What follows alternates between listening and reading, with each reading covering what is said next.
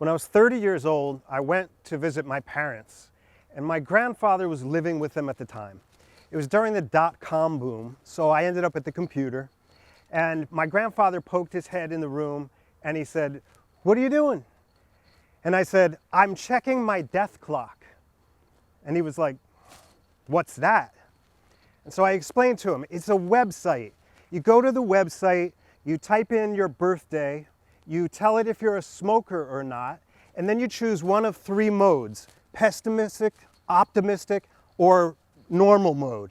And based on statistics, the website will tell you and guess your personal day of death. And I said, so for me, mine is August 15th, 2043, which was a day that at 30 years old seemed really far off. So my grandfather looked at me and he said, "Put my information in there." And I thought, oh, what did I do? You know, this was my grandfather. I loved my grandfather. He was 80 years old. My grandfather is the guy that got me into storytelling. My grandfather used to tell me this story about a talking turtle. There was a talking turtle. He talked too much. He talked so much that all the other turtles didn't want to hear him anymore, and they ignored him. And he got so frustrated that he declared that he was moving across the river and starting anew. So he asked the birds for help. And the birds agreed to help him, but they told him there was one condition: you can't talk. So the turtle agreed. So the birds grabbed onto either side of a stick, and the turtle bit the center of the stick. And the birds flew up in the air and started carrying the turtle across the river. But halfway across the river, the turtle opened his mouth to say something. He fell in the river. I heard that story so many times and various iterations of it, but that's not what got me into storytelling. It was that after that, my grandfather would say to me, "Now you tell me a story. Tell me a story about the birds. Tell me a story about the squirrels." And then he would listen to me. He would listen to me like adults listen to other adults. And if I told him a story that he liked, he would say, "Good." And I lived for that. I wanted him to like the stories. I wanted that response.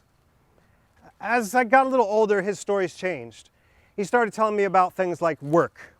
He was a tool and die maker. He worked in a machine shop.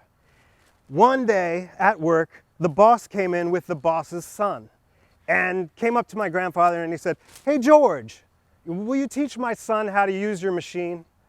And my grandfather made up some excuse. "Oh, I'm a little bit behind. I just don't have time to teach someone right now. I would love to, but I just can't." And the boss was like, "No problem, no problem." So the boss went on to the next guy. And that guy agreed to teach the boss's son. And soon thereafter, that guy got fired and the boss's son took over his position.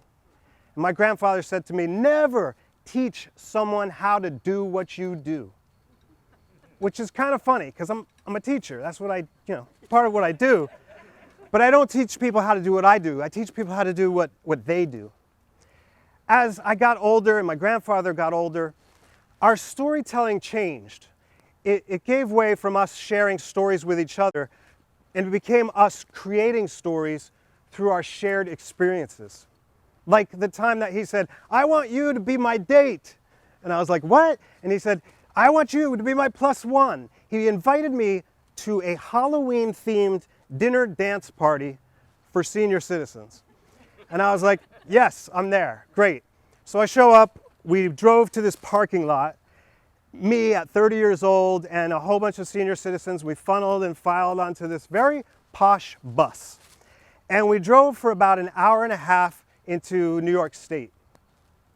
Along the way, we looked out the window. We watched the changing leaves. And my grandfather, he told me about various people on the bus. So he pointed at a woman and he said, "You see her? She's sad. Her husband died. You see him? He's lonely. His wife died. Do you see them? They're depressed because they're sick." When we got to the venue, we went inside. It was like I was at a wedding.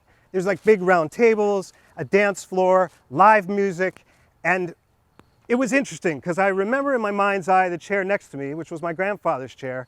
he wasn't sitting in it. He was over there talking to those people, joking with those people, and dancing. He was dancing like the whole time. To the left of me was this old couple, and they were really cute. They were just like looking at each other in each other's eyes and laughing and holding each other's little hands. And then the woman, she touched me and she said, "Don't tell our children, but we're happier now than we were with our spouses." And I was like, boom, mind blown. These people had entire lives, kids, careers, cars. They had lived this entire life. Their spouses, both of them, had gotten sick with like long-term illnesses that ultimately killed them. They stayed with their spouses and nursed them through till they passed. And after all of that, they met each other and fell in love. And they were happier in those later years of their lives than they had been in all of the years previous.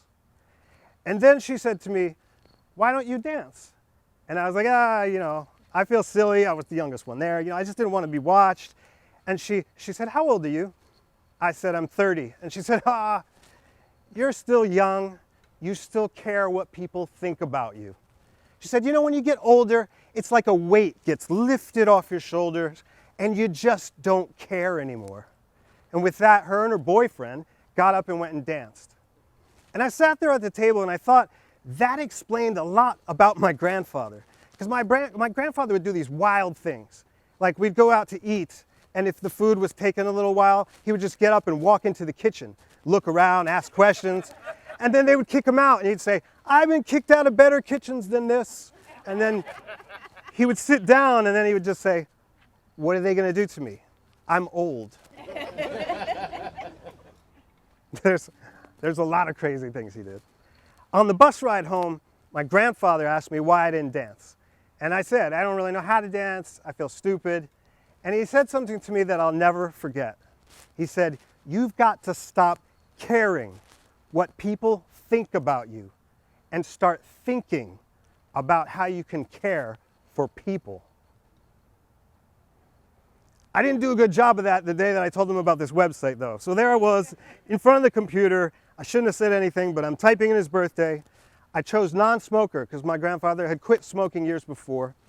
And then I chose optimist because I wanted him to have a long life and I didn't want him to have like an expiration date that was like a week or two ahead. So I put the information in, I hit enter, and up comes his prescribed, based on statistics, expiration date. And I looked at my grandfather and I said, "You should be dead. You should have died at 76. And he was 80. And he said, "Good."